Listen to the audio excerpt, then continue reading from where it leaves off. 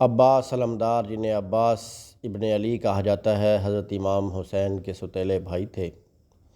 آپ اسلامی تاریخ کی ایک ممتاز شخصیت ہیں، خاص طور پر جنگ کربلا کے تناظر میں، جو کہ 10 محرم سن 61 ہجری کو کربلا کے مقام پر لڑی گئی۔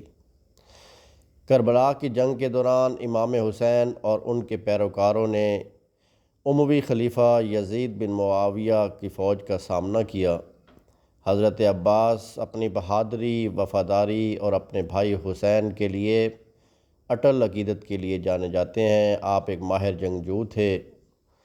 آپ جنگ کے دوران جب پیاس زیادہ ہو گئی تو آپ دریائے فرات کے کنارے اپنے گھوڑے کو دوڑا کر لے گئے، لیکن افسوسناک طور پر واپسی پہ آتے ہوئے شہید ہو گئے، کیونکہ ان کے دشمنوں نے ان پر غدارانہ گھات لگا کر حملہ کیا۔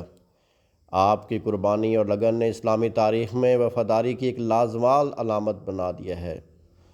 آپ مسلمانوں، خاص طور پر شیعہ مسلمانوں کی طرف سے انتہائی قابل احترام ہیں، جو سالانہ عاشورے کے موقع پر آپ کی یاد مناتے ہیں۔ عاشورہ ایک سوگ اور یاد کا دن ہے جو 10 محرم کو آتا ہے۔